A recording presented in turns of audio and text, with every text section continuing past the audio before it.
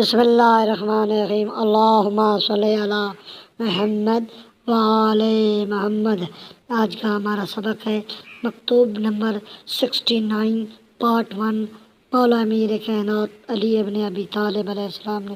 فرمایا، حارث ہمدانی کے نام قرآن کی رسی کو مضبوطی سے تھام لو، اس سے پند و نصیحت حاصل کرو، اس کے حلال کو حلال اور حرام کو حرام سمجھو، اور گزشتہ حق کی باتوں کی تصدیق کرو، اور گزری ہوئی دنیا سے باقی دنیا کے بارے میں عبرت حاصل کرو، کیونکہ اس کا ہر دور دوسرے دور سے ملتا جلتا ہے، اور اس کا آخر بھی اپنے اول سے ملنے والا ہے، اور یہ دنیا سب کی سب فنا ہونے والی اور بچھڑ جانے والی ہے۔ دیکھو، اللہ کی عظمت کے پیش نظر حق بات کے علاوہ اس کے نام کو قسم نہ کھاؤ،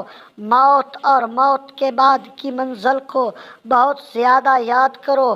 موت کے طلبگار نہ بنو مگر قابل اطمینان شرائط کے ساتھ، اور ہر اس کام سے بچو جو آدمی اپنے لیے پسند کرتا ہو اور عام مسلمانوں کے لیے اسے ناپسند کرتا ہو، ہر اس کام سے دور رہو جو چوری چھپے کیے جا سکتا ہو مگر اعلانیہ کرنے سے شرم دامنگیر ہوتی ہو، اور ہر اس فعل سے کنارہ کش ہو کر کہ جب اس کے مرتکب ہونے والے سے جواب طلب کیا جائے تو وہ خود بھی اسے برا قرار دے یا معذرت کرنے کی ضرورت پڑے۔ اپنی عزت و آبرو کو چاہے مینگوں کے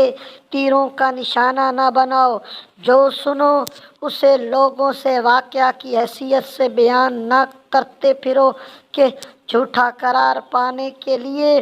اب اتنا ہی کافی ہوگا، اور لوگوں کو ان کی ہر بات میں جھٹلانے میں نہ لگو کہ یہ پوری جہالت ہے۔ غصے کو ضبط کرو اور اختیار و اقتدار کے ہوتے ہوئے عفو و درگزر سے کام لو، اور غصے کے وقت بردباری اختیار کرو، اور دولت و اقتدار کے ہوتے ہوئے معاف کرو، تو انجام کی کامیابی تمہارے ہاتھ رہے گی، اور اللہ نے جو تمہیں نعمتیں بخشی ہیں ان پر شکر بجا لاتے رہو، ان کی بہبود چاہو، اور اس کی دی ہوئی نعمتوں سے کسی نعمت کو ضائع نہ کرو، اور اس نے جو انعامات تمہیں بخشے ہیں ان کا اثر